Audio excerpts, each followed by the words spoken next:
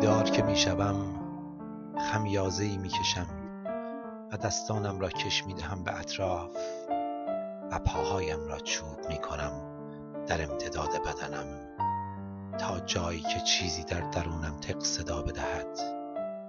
بیدار که می شوم چشم می دوزم به سقف که همیشه آنجاست و محصور شدم در قابی که او برایم تعریف کرده و مژده می دهد که امروز هم تکرار خواهی شد بیچاره، که امروز هم تکراری خواهی شد بدبخت. و این سقف است که غم را سرفه می کند توی صورتم، و این سقف است که غم را سرفه می کند توی صورتم. این تکرار است که امروز را آغاز می کند.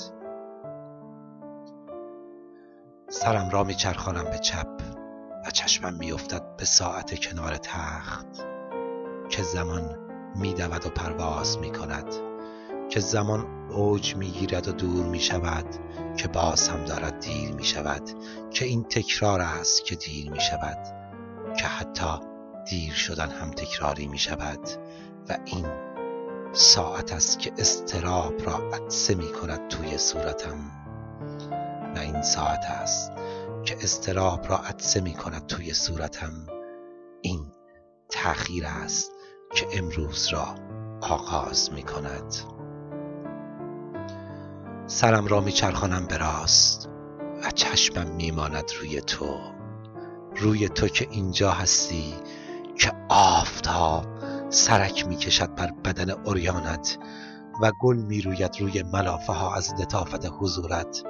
چشمانم می رقصند روی خوابیدنت از پشت، آرامشت از پشت، بدنت از پشت، برهنگیت از پشت، موهایت از پشت، پشتت از پشت.